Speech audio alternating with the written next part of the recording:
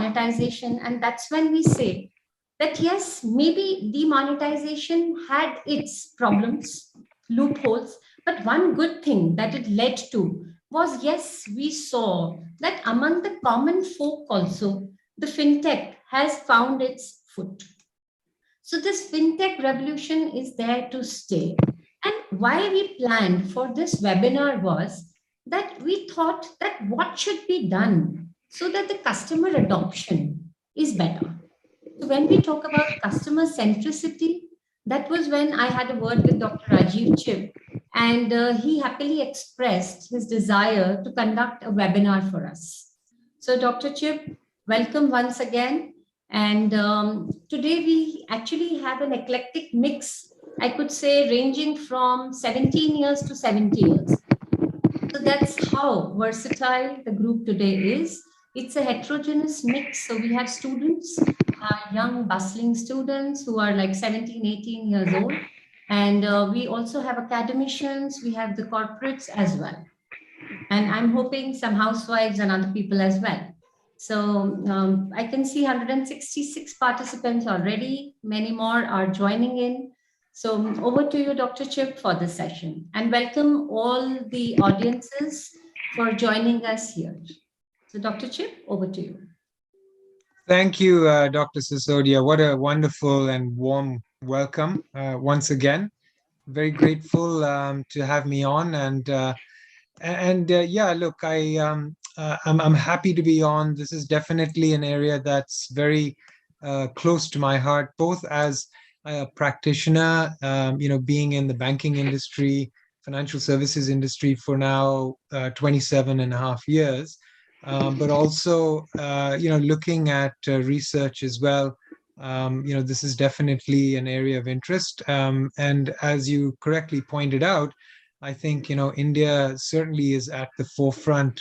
A lot of, digitization is happening. And I would say client centricity is at the forefront, regardless of whether it's banking or other industries. Today I would love to sort of share, different aspects of digitization that we see as practitioners. So I'm coming to you more from a practitioner standpoint. Particularly from a banking perspective, what I thought I would mix it, and I can see we're already up to 170 plus individuals. I thought I would mix it in terms of what is data as a whole, how data is playing a very important ingredient into the world of banking, particularly investment banking. Just to give you a little bit of a snippet, how regulation also has come into play, and this concept of reg tech, regulatory technology, how important that has become, especially in the area of financial services. And then I would like to also share, a couple of case studies which we went through during the pandemic. So sort of, in terms of what I thought I'd walk you through in today's journey was talk a little bit about the landscape, talk a bit also about what we call algorithmic trading and high frequency trading. And again, don't get intimidated by those terms, but just in the context of how important data is. I think nowadays we're actually looking at data almost as the new DNA. It's almost an asset class on its own. Data is the new oil, if you will, or data is the new currency. What are some of the challenges? What are some of the methodologies around that? So I'd like to kind of walk you a little bit through that and navigating a few examples as well. And then, as I mentioned, I think through client centricity, how empathy actually came into play during the pandemic, particularly early days in the pandemic, and how we thought about digitization, and actually it worked to our advantage. And I'm sure some of you on the call have your own experiences that you could relate to as well. And then we could open it up to some Q&A as well. So, with that, in terms of, the landscape of banking, I would say it's really evolving rapidly under digital disruption. With advanced financial technology, this high-speed data, and data feeds, you can actually execute trades at nanoseconds. So the whole idea here is really looking at this ecosystem. It's really looked at when you look at all these different joint networks. It is really more than just financial services, but it's looking at the incumbents as well. So I'm sure you can, read through this slide that I've just shared, but it's really looking at all these various stakeholders, whether you're looking at associations in the industry. I being part of financial services, there's quite a number of Asia regional associations that are engaged in the financial services space. You've got obviously the academics, just like the organization that Dr. Sisodia represents, as well as other academic institutes. So we leverage a lot of research that's happening.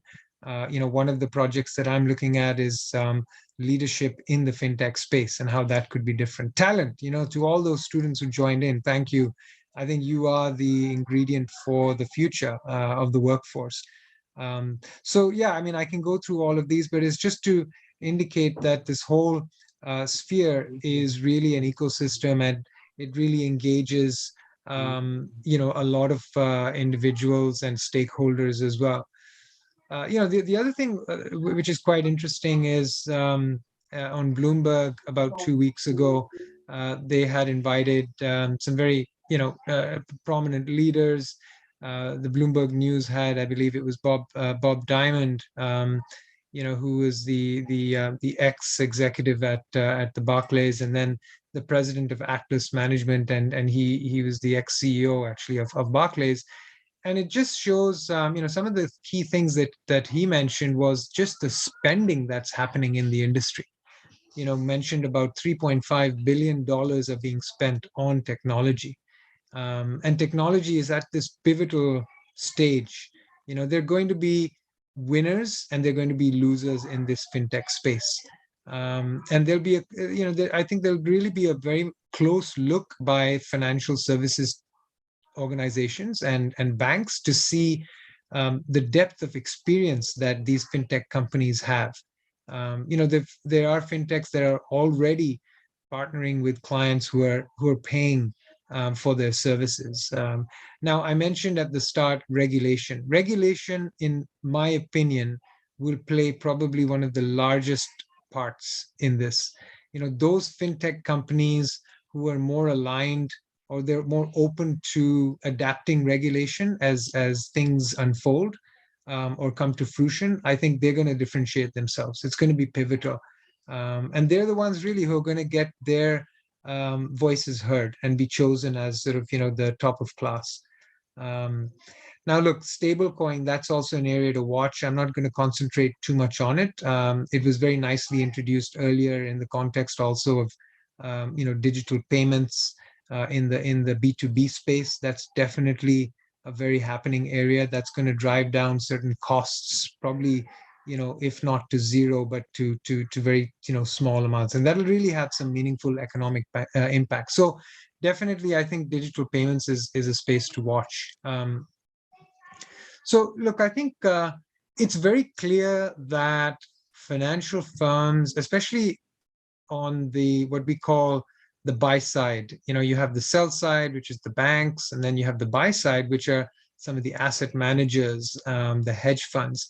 They've really stepped on the accelerator, regarding the allocation of their budget and spend on alternative data. I mean, as you can see, this trend in terms of spending part of their budget has only increased, and in fact, I would say will continue to increase well into the next 3, 5, 10-year horizon. The other area is, again, what I wanted to kind of get into was talk a bit about what we're actually seeing with regards to the usage of data, particularly in the investment banking space.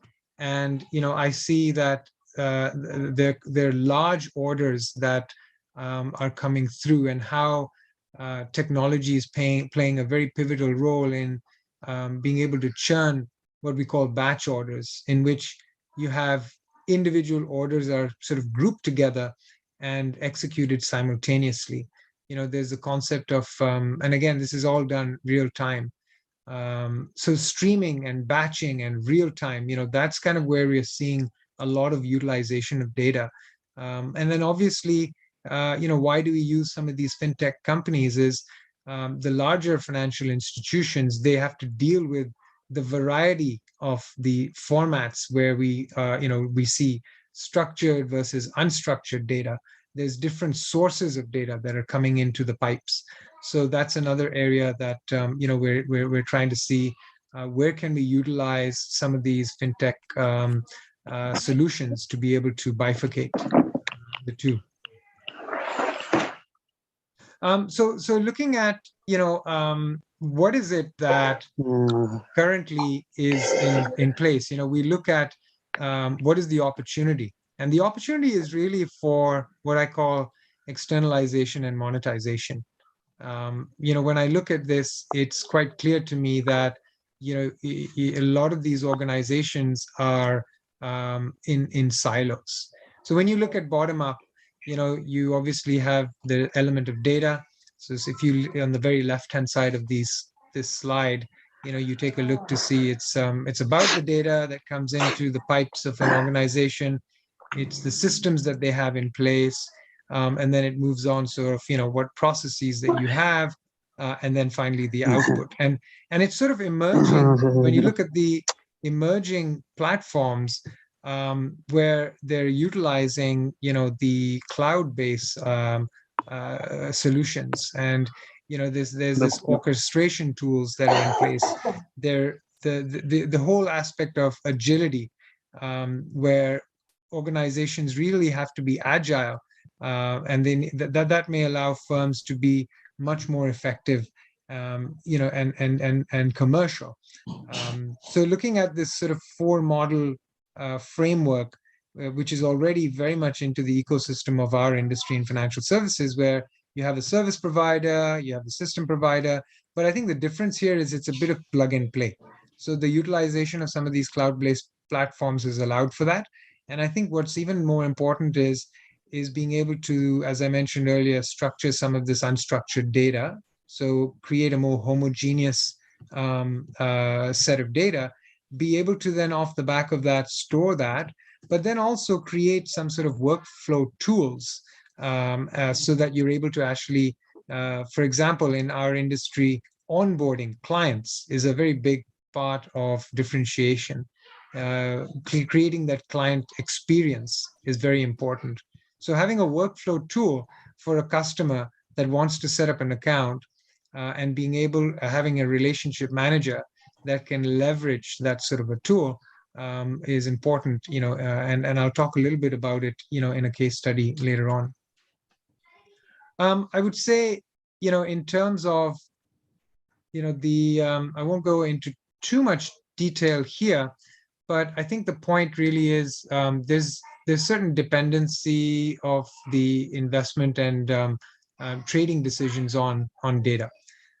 So just, really kind of bifurcating it between long-term and short-term, what I would say is not all data comes from the same vendors. I think that's important to also realize.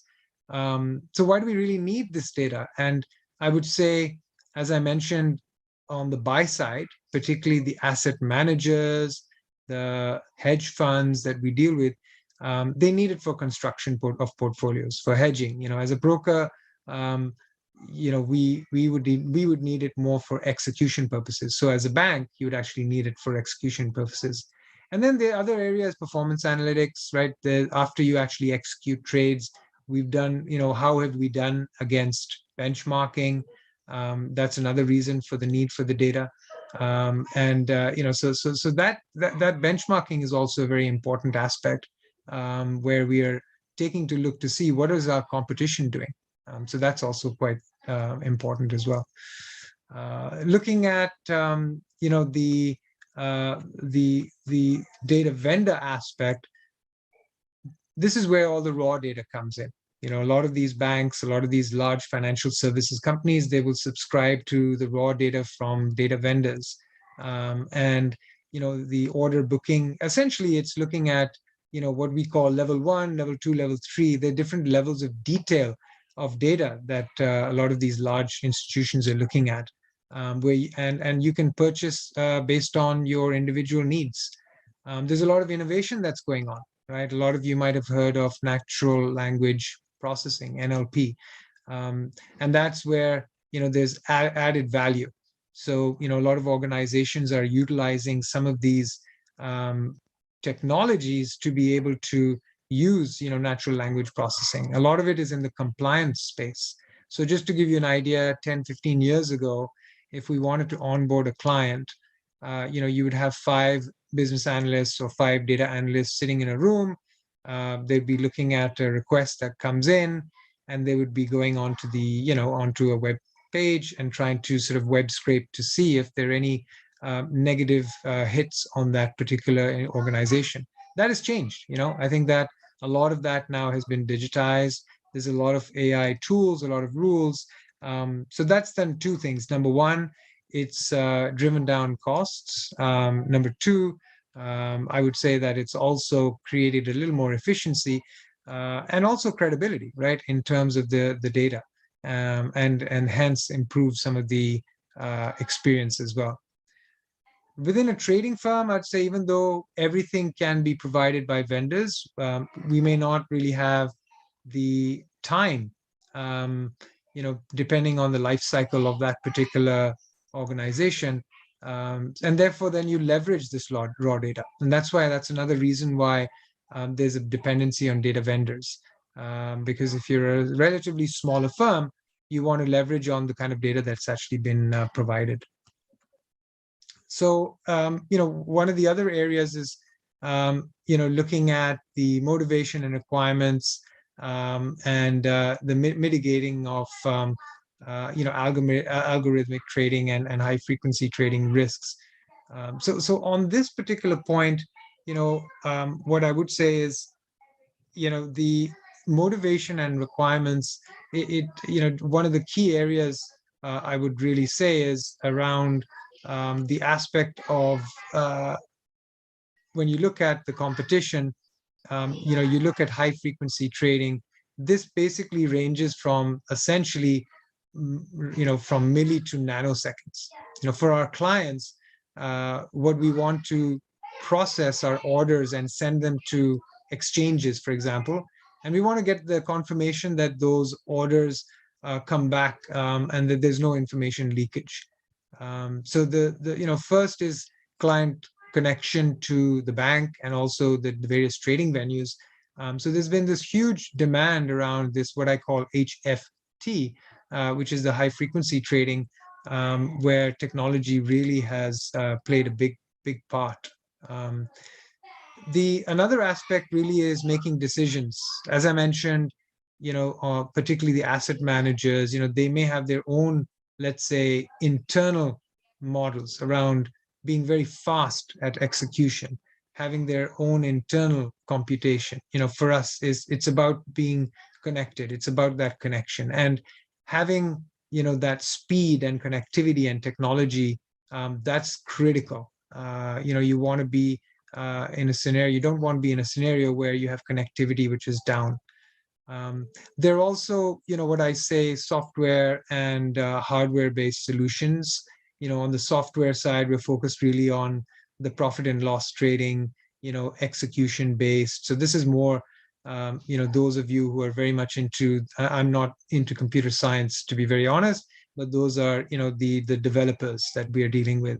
You've got the hardware solutions as well, which are the design, the chips that serves our purposes and achieve sort of lower level of latency. And latency is critical, right? So that is, that's another sort of area that we're focused on, is these software and hardware solutions where technology is very important. The analytic problems, they range between static problems and versus what I call dynamic. So, static aspects are, the volatility, the market behavior, the type of volume that we are seeing, particularly in this industry. The dynamic aspect is, the prediction of prices, volumes, and the feasibility. Those are some of the things that we look at. And also the methodologies. There's what I call the more models-based methodologies, and then there's the sort of heuristic, observations in behaviors. Looking at why do people behave in a certain way.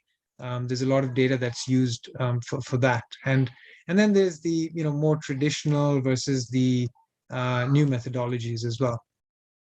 So what I would say is, won't spend that much more time on this particular aspect, but when I look at defining what exactly is sorry, just give me 1 second here.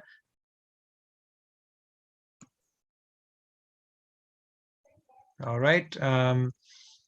So yeah, just wanted to kind of defining, high frequency trading. It's really the strategy that engages powerful computers and servers and connectivity technology to be able to perform some of these financial services, like large numbers of orders of extremely high speeds. That's really important. And I think I've covered, the fast connection and the computers, etc. Sorry, Dr. Sisodia, is everything okay? I see that, I just want to make sure is my No, this voice is, okay? it's perfectly okay. Just a request that I think Naman sir, if you could just guide, because we have, like I told you, the young students, so they keep Yes, trying ma'am. that if they can do some annotation, they do that.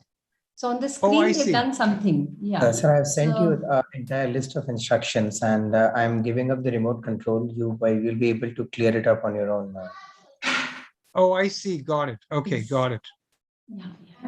It's in the share controls of your screen. All right, let me just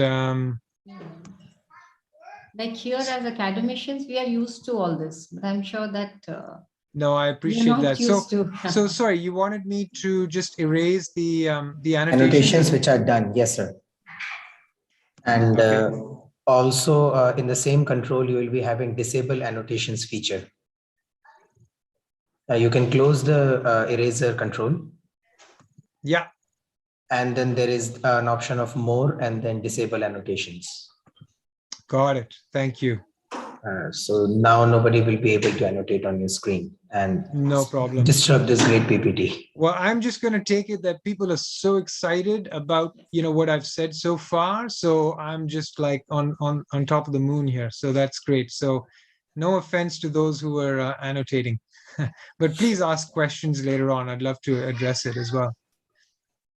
So, going on to algorithmic trading, and we were just defining the high frequency trading. Algorithmic trading basically uses pre-program instructions. So I think the way that I differentiate between the two, and the reason is it's become very, very important from a technology standpoint, is the algo trading is more about our client's strategy and how we automate that, and how technology has played a very pivotal role. Think about pre-program instructions to electronically trade securities automatically. So in the 10, 15 years ago, you'd actually have a sales trader taking on, you basically have a sales trader that would take on an order from a client and actually work that order based on the client's demand. It could be an average price, it could be an average volume, it could be a combination of the two, and then the other could be high frequency. And the other aspect of this is high frequency trading, which really is emphasizing on speed, right? And that's the difference. So, I mean, equity markets have been really the ones that have been impacted by this. And, some studies really, they've highlighted that there's certain risks also involved in this. And I just wanted to, mention that we talk about technology in a very positive note, but there are also a lot of risks. And, I deal with particularly the Indian equity market quite a bit. And there's a lot of, appetite and opportunity for that. So I think, as I mentioned just before going into the risks, though, when you look at sort of what are some of the motivations, as I mentioned to you, there actually was a survey. This is Hong Kong specific, but I could extrapolate this because this survey has been actually employed across different markets in Asia, India included. But it's really, and you can read this, it's really automating orders and the trade order management. 56% of participants actually said that's the reason why they really feel that having these technologies in place are of benefit. Dynamically tracking benchmarks, as I mentioned, like how am I doing as a firm versus my competition, right? So benchmarking is another key area.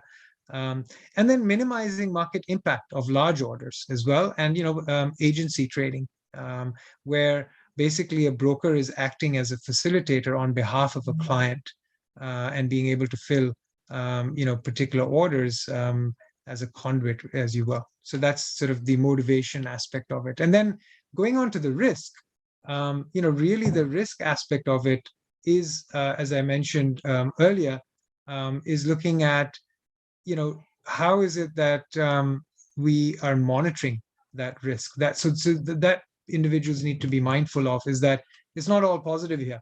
At the end of the day, you have to also understand that we've adapted these technologies, particularly in the equity market, but they've also developed and maintained internal risk controls, and that is very important. So I know today's discussion is around the fintech space, but it's also very important to emphasize that with all of that comes the heightened requirement by the regulators, whether it's SEBI, whether it's RBI, whether it's the HKMA, you can go on and name all these regulators across the region. They really are internal risk controls that are of demand, and real-time trade monitoring. A lot of the regulators are asking for reporting in a very timely manner and showing transparency around that. So that's another sort of area to be mindful of. So sort of zooming out a little bit, hopefully that wasn't too detailed, but I just wanted to emphasize that when you look at the financial services industry, you look at banking, you look at investment banking, the utilization of data and the utilization of technology, they're joined at the hip. And a lot of it is to address, just in summary of the last few slides, is to address volume and speed versus looking at automated solutions, which some of the largest clients are asking for, and how to marry those 2 or 3 concepts into an ecosystem, which is sort of that first slide around the fintech sphere. You're very dependent on multiple stakeholders to be able to deliver that. Now, this slide here, basically, it's sort of looking at what I would say a fintech map, an exercise that was done by one of the Hong Kong bodies, which really applies across majority of the major hubs in the Asian region. But it just shows that where are we using technology, right? We talked about digital payments, that's quite up there at 16%. There's insurance, there's, the investment and what we call robo-advisors. So traditionally in markets, you would have an investment counselor or a relationship manager who would give you advice on mutual funds, for example. And now they're creating platforms where you answer a bunch of questions, you go onto a platform, it spits out, your risk profile, your risk tolerance, your investment horizon. It's basically a robo advisor that then advises you as to how to allocate your funds. There's a lot going on in that space. KYC, even though it shows 1%, it's massive. It's a huge pain point for a lot of organizations.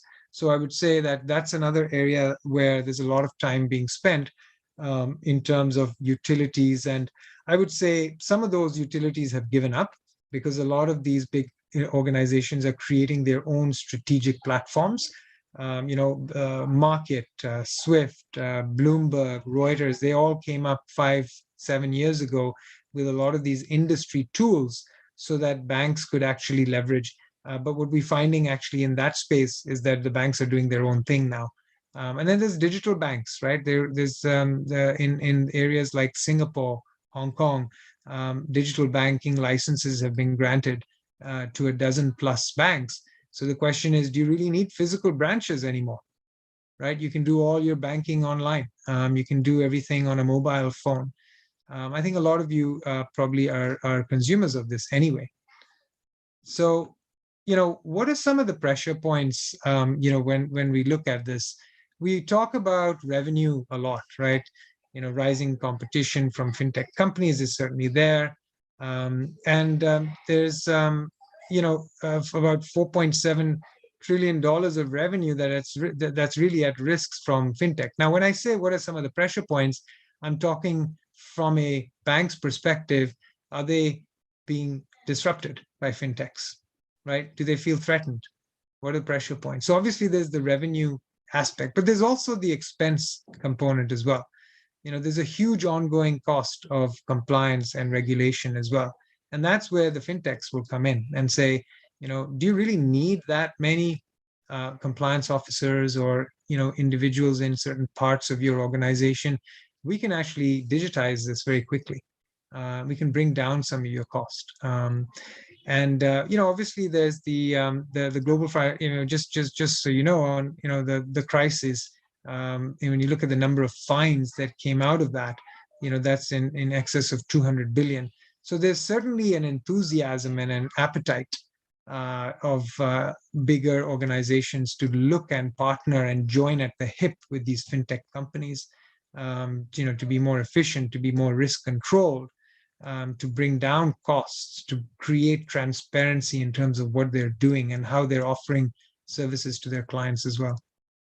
Now, this next slide, I was actually very torn whether to talk about it or not, but I think at the end of the day, ESG, environment, the social aspect, the governance aspect of finance is so important that I had to say a few words at least. So that's why I've kind of thrown it in.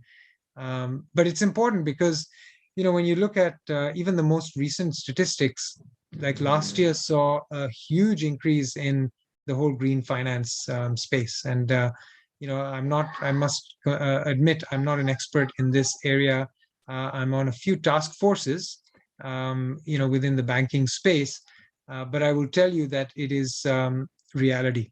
5-10 years ago, we were talking a lot about greenwashing, which really is the concept of an organization coming in and saying, look, yes, here we are actually investing X million dollars in being socially responsible and being, green and ensuring that our funds and our projects are aligned to the environment, for example.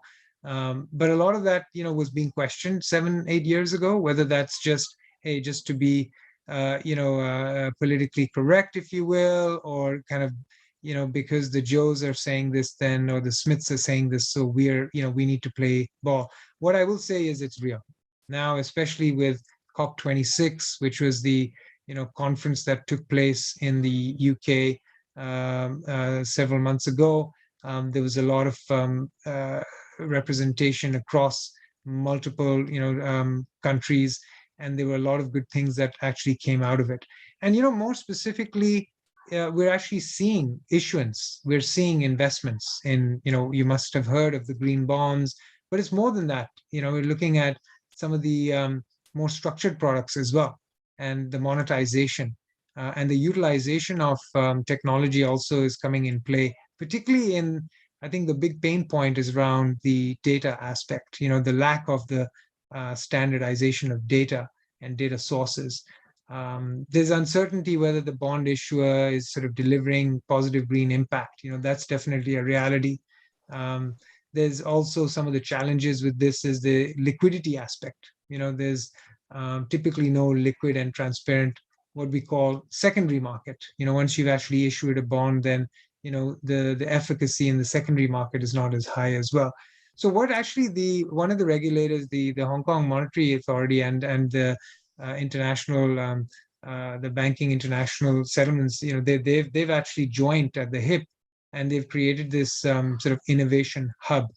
And have these two prototype digital platforms allowing investors to download an app and invest. And so there's definitely that efficacy that's come up. And the idea there is that investors can use these platforms to actually see how much, for example, if it's a bond, if it's a fixed income type of product, how much accrued interest that they're earning, and tracking real time, like what is clean energy? How do you measure clean energy? What exactly does it mean? People use these terms. What exactly do you know? How do you get your arms around it? What's being generated when we talk about reduction of carbon dioxide emissions? Like, what exactly does that mean? Like, not everyone is a data scientist. So putting some simplicity around it as well, I think, is sort of one of the objectives. So that's also key. Yeah, look, the next it's basically looking at, I mentioned, insurance tech as another big area where technology is being used. We see that in the data. We've seen a lot of partnerships with some of the largest insurance companies. They also have a lot of data potentially that could be leveraged as well. Just to give you a quick example, some of the regardless of the industry that you're in a place like Hong Kong, where you have a lot of typhoons, some of the companies, they have their contingency sites next to the ocean. So some of the concerns is, let's say there's a typhoon down the road and there's a flood. What potential liabilities could you have, by having a building next to the ocean and there's a typhoon? So a lot of these fintech companies are coming up with some interesting ideas of how they can offer insurance products by predicting the probability that there will be a flood in Hong Kong or a typhoon down the road, and actually putting a monetary value to the potential liability that a company may have, and then designing products, in that space as well. And then RegTech. RegTech actually, let me move. It's a good segue into some of the other slides, which I'll talk about. But, what are some of the critical success factors in how at least I view the fintech space, and particularly in banking? I would say I'm using this term very cheekily because I made it up, co-opetition. Co-opetition really is kind of a marry between cooperation or collaboration and competition.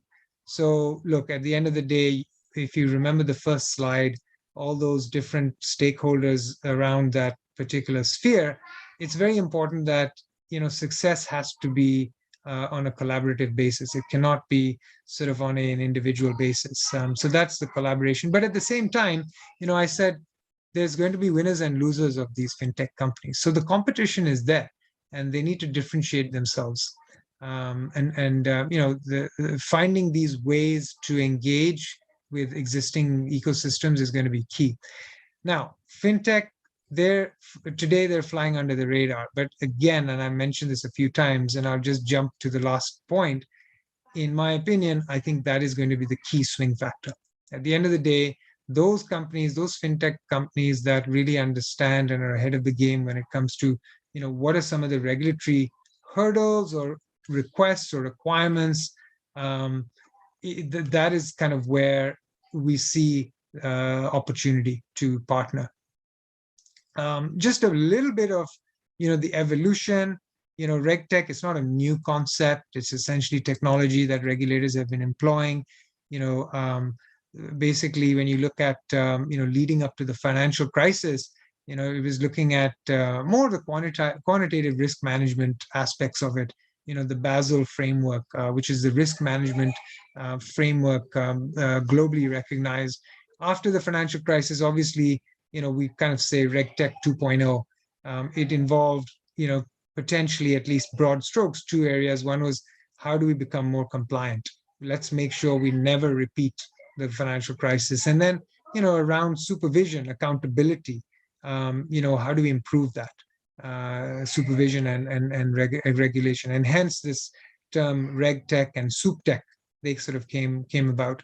And then, look, I would say, with regards to the future, and I would say we're smack into the middle of it. We've talked a lot about know your client, KYC, and now it's really, as I mentioned, like data has become the new sort of asset class, or its DNA. It's know your data, and I think that's going to be quite important, as we move forward as well. So the KYD is the know your data, aspect of it. The benefits, again, I've talked about the cost savings. There's obviously a huge opportunity with, we some very excellent, bright fintech startups that have done some great work. There's a lot of partnering with regulators as well. And for regulators, I think, as I mentioned, one of the good things that we're seeing is a lot of regulators are saying today, listen, we're not experts in the business that you're in.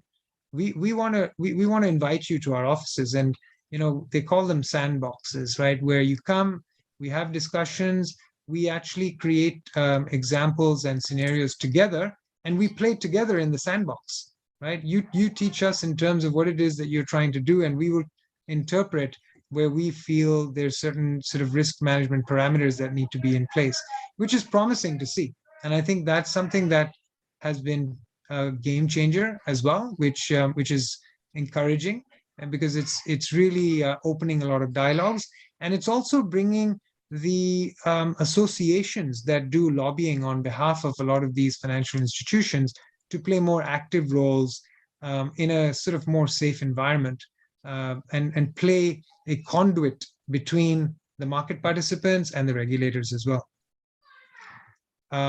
So yeah, look, I like this. The reason I put this particular slide is the chief economist of the Bank of England, Andy Haldane. When you read, he sort of says, look, I have a dream. It's like a futuristic dream, but it's realistic, and it involves a Star Trek chair and a bank of monitors. It involved tracking the global flow of funds in close to real time. He uses the term not real time, but close to real time, in much the same way as it happens when like wealth systems and the and global internet traffic takes place, which is really in nanoseconds.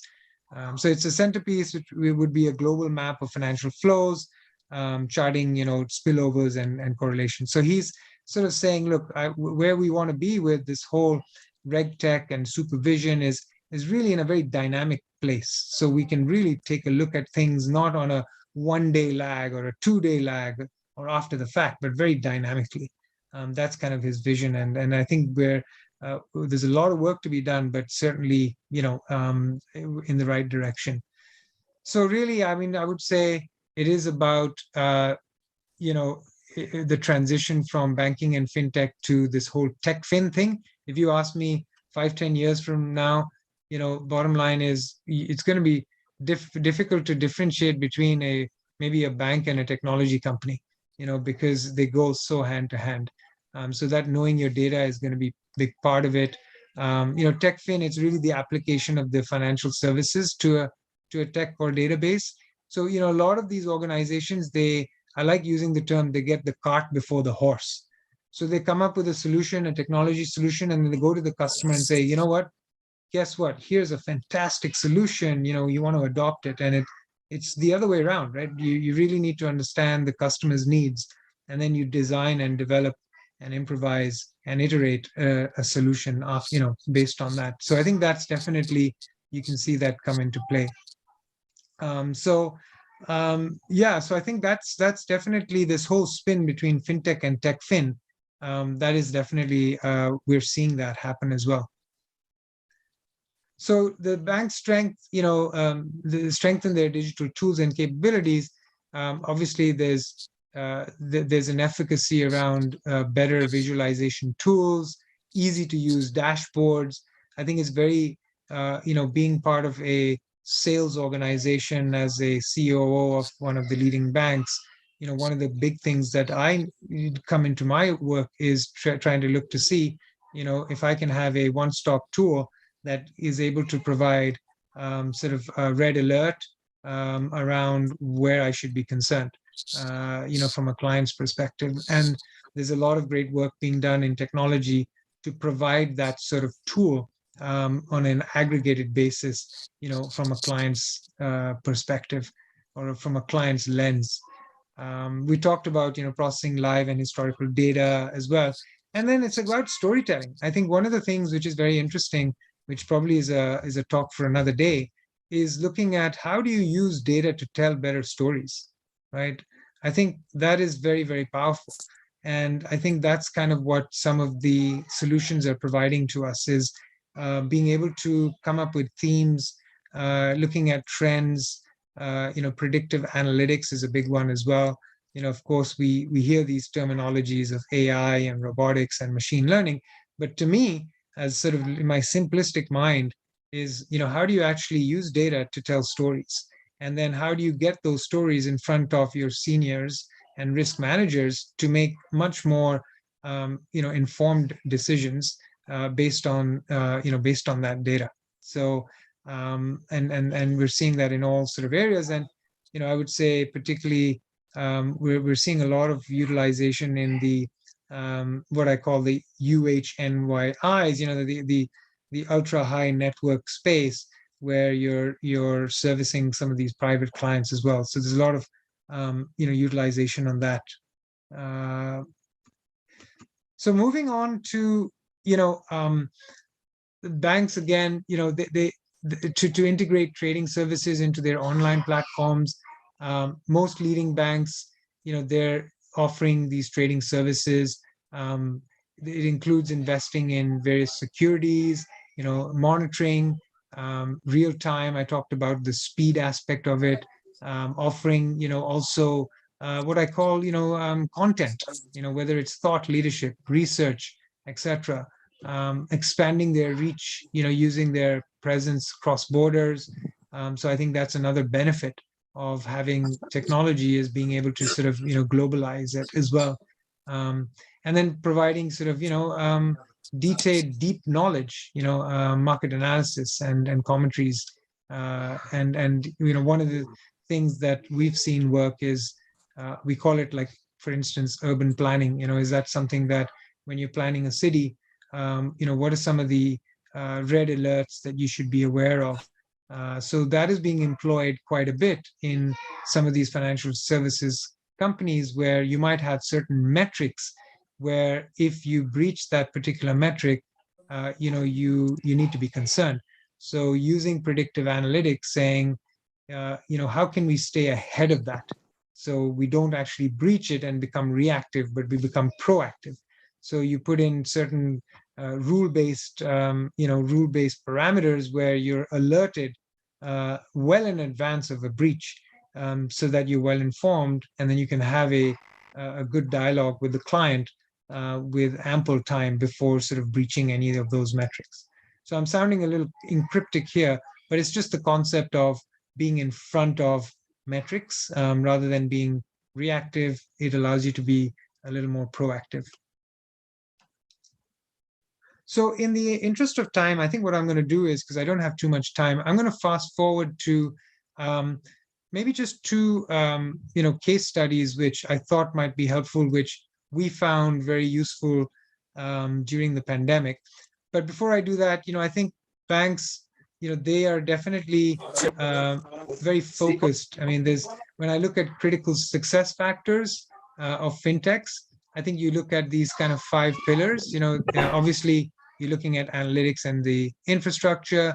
Obviously, it's about the customer and the journey.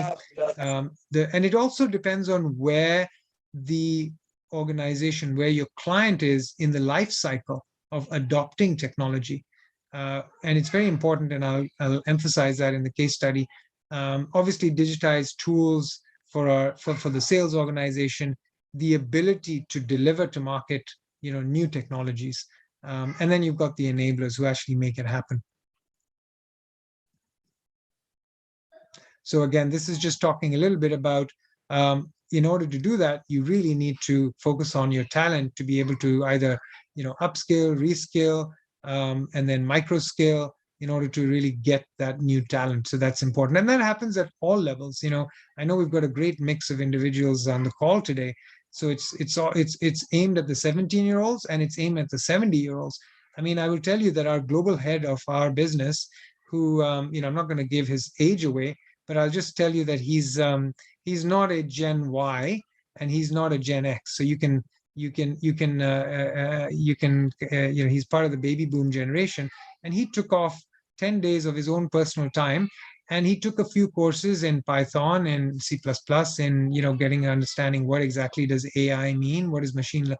So it's never too late, in terms of getting in front of some of these reskilling and upskilling exercises. When we started looking at some of these different types of technologies, just to give you a little bit of a journey, maybe 6, 7 years ago, we were looking at, more routine-based automation where you have a lot of steps involved. There was, rules we wanted to automate. And then maybe 5 years ago, we sort of took a look at what I call autonomics or machine learning, where we talked a little bit about this algorithmic trading. That's kind of where automation became quite important, and looking at real-time flow, looking at algorithms. There was a little bit of cognitive decisions, human decisions. And today, we're sort of in that space, even though I've said 2018 onwards, I think we're kind of in that space where, you're looking at a mixture of cognitive and artificial intelligence. But I think the difference is it's very highly complex, with requirement of human intervention. You've got, multiple places where you're getting the data. As I mentioned, it's unstructured. So yeah, it's ever evolving, and the complexity is also ever evolving as well. So let me just jump into 2 case studies. Now, one of them, actually both of them, were around the first time that COVID hit in March of 2020. And it sort of spans between March and June, July of that year. Now, as a lot of you and all of you know, the markets were very volatile as soon as we hit March and April and May. The stock markets were crazy. There was a lot of things going on in terms of uncertainty and ambiguity. Investors and clients were nervous. So one of the things that we saw, and I'm speaking on behalf of sort of the market participants because I sit on a few associations. So this is something that kind of was, let's say, a universal pain point. But we wanted to take a look at certain metrics for our managers, for our risk managers, metrics for our clients. We wanted to leverage those metrics. And what was happening? So on the left-hand side of this slide, what typically was happening is, things were very manual. Client was sending documents via email.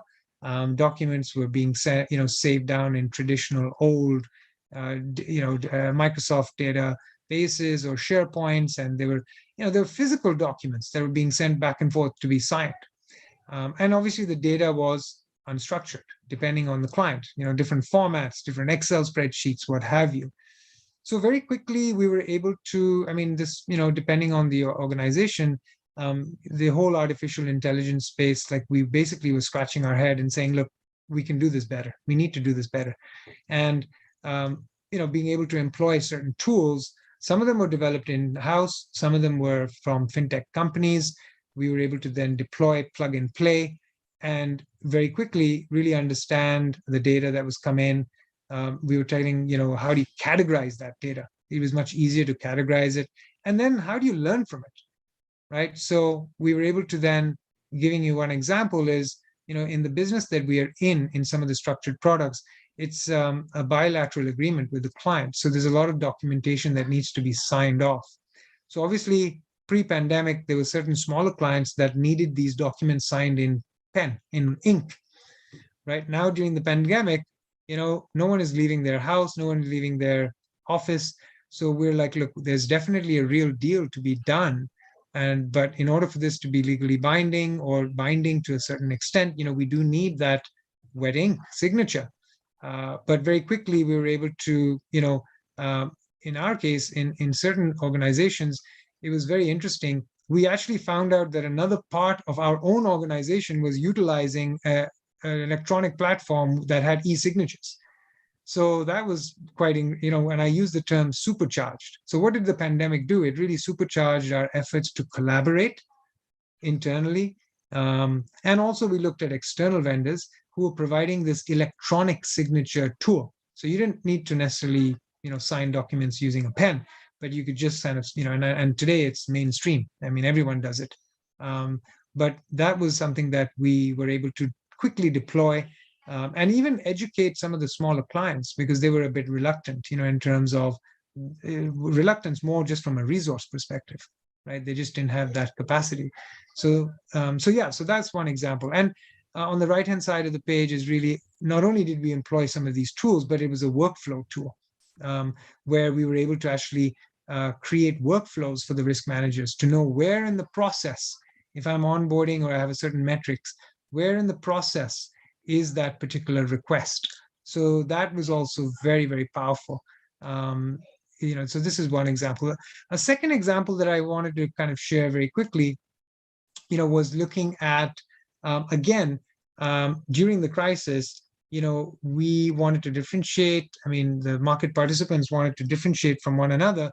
And I must admit, a lot of this work was done pre-crisis, and but what it did is it supercharged these projects very quickly. And where we found, again, in this business, the most impact is in the middle of the page. You see the orange amber pillar called streamed credit approvals. Basically, this process was taking over 3, 4, 5 weeks to complete, before it moved on to the green pillar of legal negotiation of these documents. And what really we use with things like, and I mentioned natural language processing earlier, NLP, we use decision-making tools inside some of the credit engines. So anyway, we used a lot of digital technologies in order to speed up and streamline the process, and essentially brought those 4 or 5 weeks down to almost 2 days. And that's why the title of this slide is 2-day onboarding, is, how could we actually make those processes much more efficient? So what 6, 7 analysts were doing, we completely digitized that. So those 5 or 6 analysts, at least 4 or 5 of them, they were deployed to more value-added functions. And then we were left with one sort of individual, because as you and I know, technology can go wrong. So we do have an individual, who is looking at that.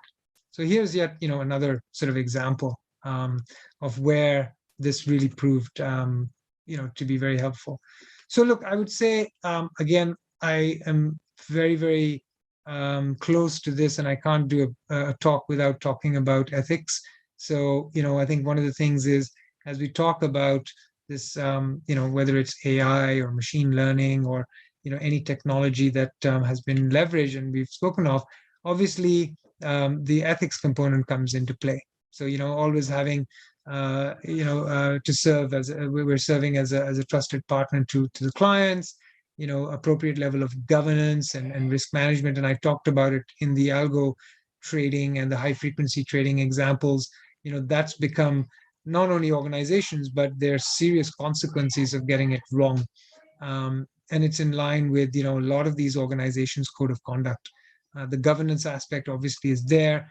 I mean, we can talk about cyber in a completely different session, but that is obviously at the heart. Even the concepts of privacy and data rights by design, that's really critical pillar. And then the transparency aspect as well. So I think we're coming close to a close. So, in terms of the kind of key takeaways, what I would say is that, in terms of what I was able to cover today, it was difficult to actually come up with a holistic set of themes. So I kept it to these areas. But, what I would say is that with this whole need and requirement of speed and, best execution and volume, and sort of bespoke requirements by clients, it's clear that technology, innovation, and competition, they've contributed to an improvement. There's a lot to be done more, but it's, here is an example where technology really has worked well, along with the accessibility and the low cost of data, I should add as well. The mitigating measures, as I mentioned, the risks involved, they go hand in hand to the first bullet point. It's very important to be cognizant of that as well. As I mentioned to you, the success factors, I think, of fintechs is going to be this integration with regulators joining at the hip with the regulators, really understanding their needs is very important. And then with that comes obviously quality metrics, enhanced data analytics, predictive analytics, right? And that can only help towards that second point around overseeing some of the and strengthening the capacity and overseeing and the governance around these high frequency trading and algo trading and other activities which I haven't actually covered today, but within the finance space. It also then provides, broader exposure to different domains within banking, and customer centricity. It becomes, it becomes digital to the core. I mean, at the end of the day, it really is about the customer. We saw it through the pandemic, and it's, it continues to be integral to the customer journey. And I think it's really at the source and cause of enhanced technology and open innovation. So, what I would say is cultivating a fintech innovation ecosystem. It's key, especially with the dynamics of high speed and large volume of data and the complexity of it. And there's going to be continued focus on the client, of course. So I'm going to close with this. Just, I like these, two quotes, which, I think kind of goes to the heart of what we were talking today. So basically we've got Brett King. He's saying banking has to work when and where you need it. The best advice and the best service in financial service happens when it's real time, and it's based on sort of customer behavior using principles of big data, mobility, and gamification.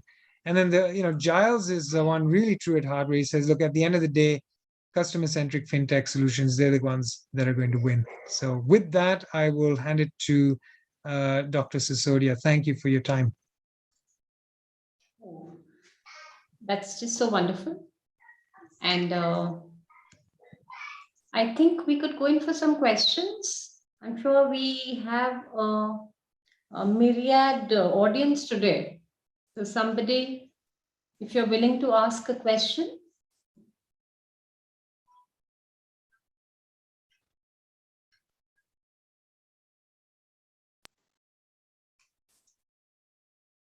Anyone?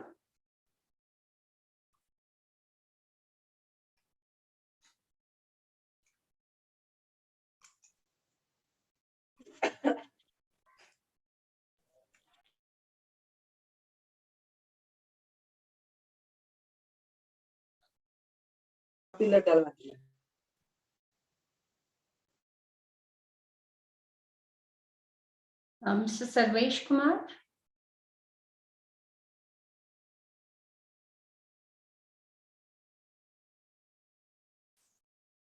Naman sir, are the audiences able to unmute themselves if they wish to ask a question? Yes, ma'am, they can. Yeah, they can. Yeah.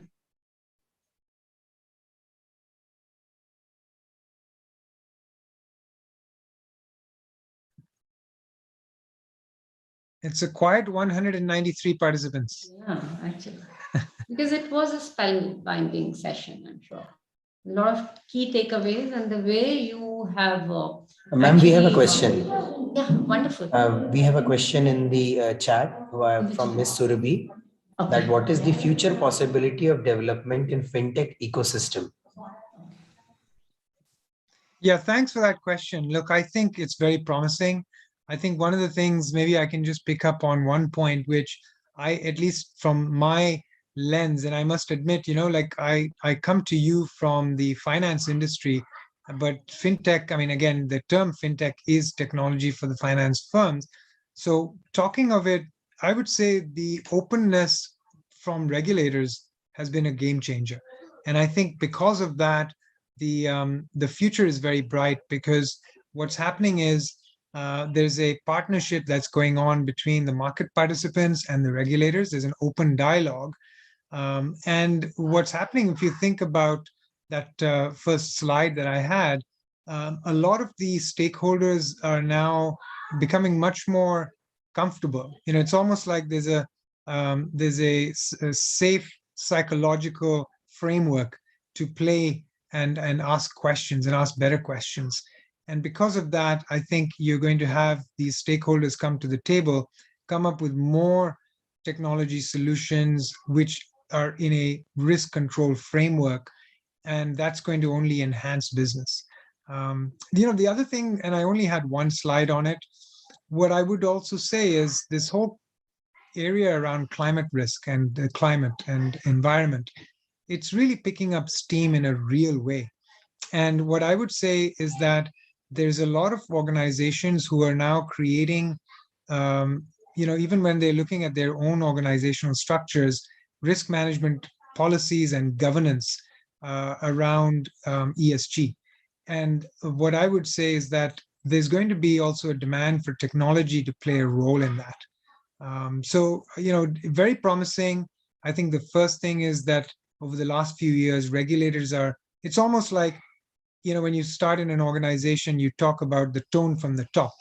So just think of the tone from the top being the regulator. And because the regulators are setting that tone, there's a level of efficacy from, the participants in the market that, hey, if this is coming from the regulators, then we can all join together. And then, associations are also bringing people together.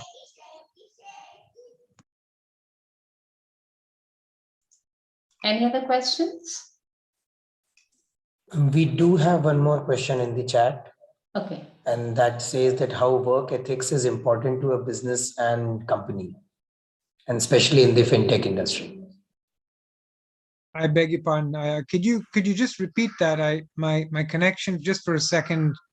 No issues. No issues. The question is how work ethics are important to a business and a company, with the special focus on the fintech industry. Yeah, no, thank you for that question. And I don't think I did justice by just having 5 or 6 bullet points on ethics there.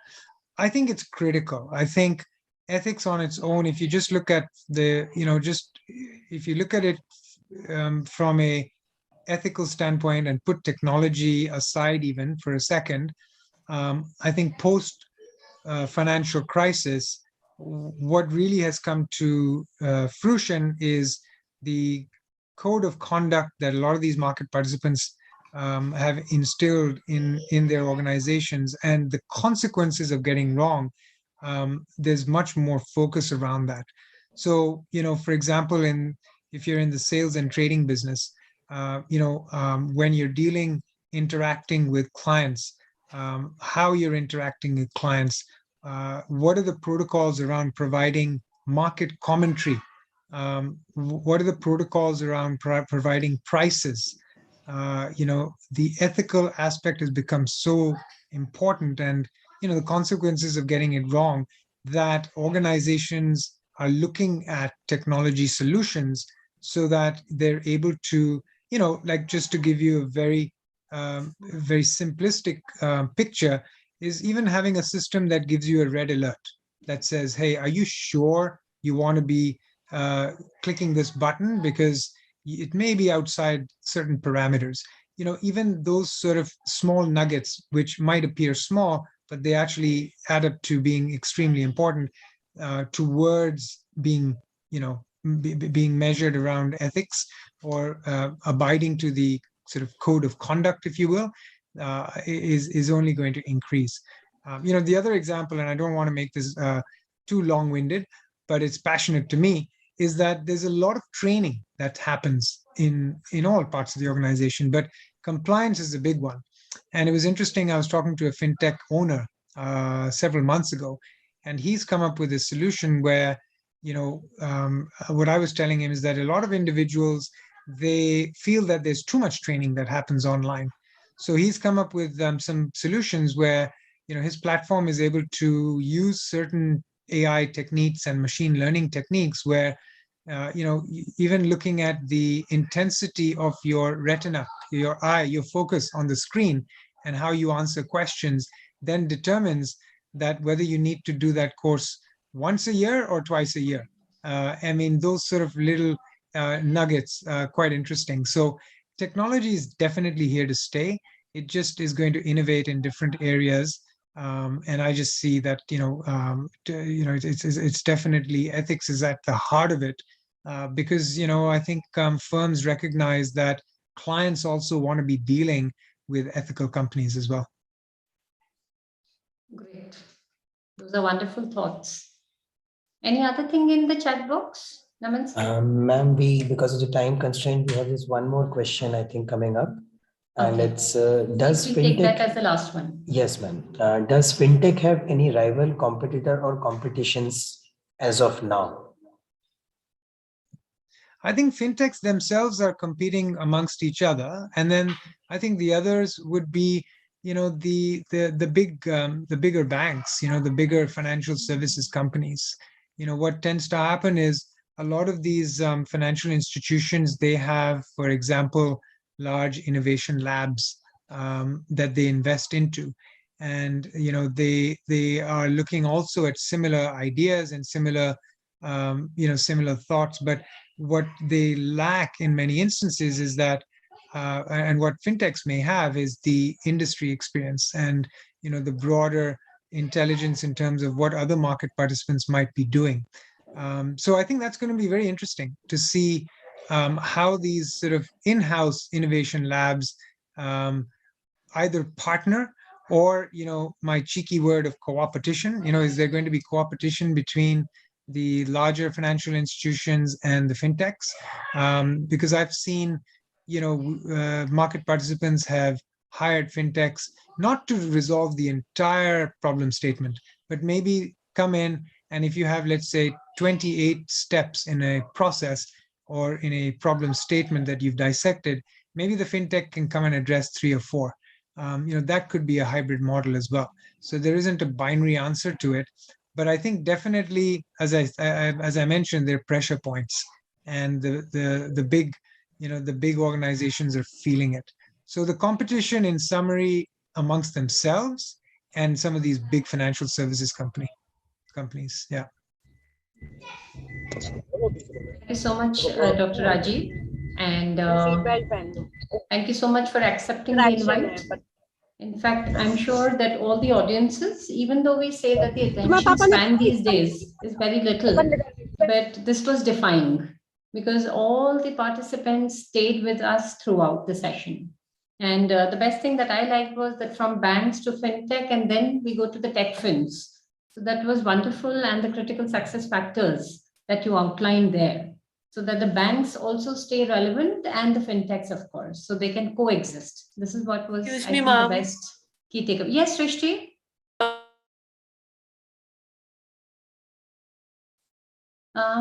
Is there anything you wish to add?